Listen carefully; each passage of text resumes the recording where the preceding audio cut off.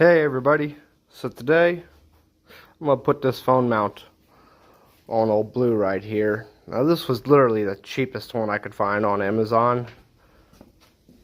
So we're going to go ahead and see. And already I can tell, like a lot of this stuff for these bikes, no instructions.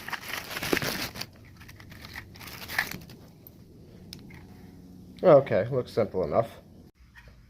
Okay, so this right here unscrews right off this ball, gives you a pivot point. Slide through right here. First you got to get that piece in place, then slide through, line it up, screw her tight. Okay, spin that around how I want it. Loosen this piece right here up. Don't take it all the way off. And it gives you some extra rubbers. I don't think I'll need that one. I think one will be sufficient. Put that right there. Swing this on around. Oop, I'm going to put this thing higher. Clear the gas tank. There we go. I'll turn it right here. Get it around my clutch cable. Get that started.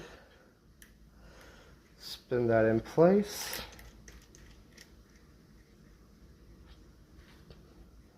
Get her nice and tight. We'll roll her up a little higher, level her out. Although, even if I put this on the corner, I could tell I could pivot this to be straight. Nice and tight. Alright, I can't turn it. That's good enough. Let's see. I'll get this lined up how I think I want it, right there. Tighten her up. Let's give it a try. Alright, so I see. Push this in. Set the phone there. Push it all the way in and it automatically grabs. Oh, we're a little crooked here. Uh-oh. Loosen that back up a little bit right there. And pivot this on over some more. There we go.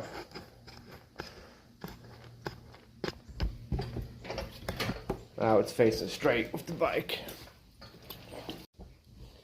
Alright, I'm really curious to see how this thing is going to handle the vibration on one of these motorized bicycles. So, let's go ahead and crank this thing up and see how it works.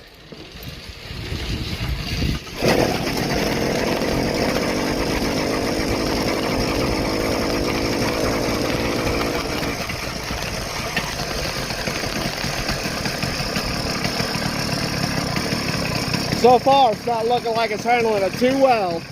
The video footage was just awful from the vibration. It actually had me concerned that this mount was going to drop my phone, but it held on the whole time. I ended up turning the video off and putting my speedometer on. And I ride on dirt roads, and I hit about 26, and it held on the whole time. Didn't move, didn't drop my phone. You know what, for $5 to $6, I'd say this is fine. If you're trying to take videos on a motorcycle or anything with any kind of motor on it, it's not going to work out for you, I don't believe. It's just, well, you'll see from the video, I'll put a small piece on there, it's just wavy and horrible. But worked great for a GPS, speedometer, or anything like that. Alright y'all, bye for now.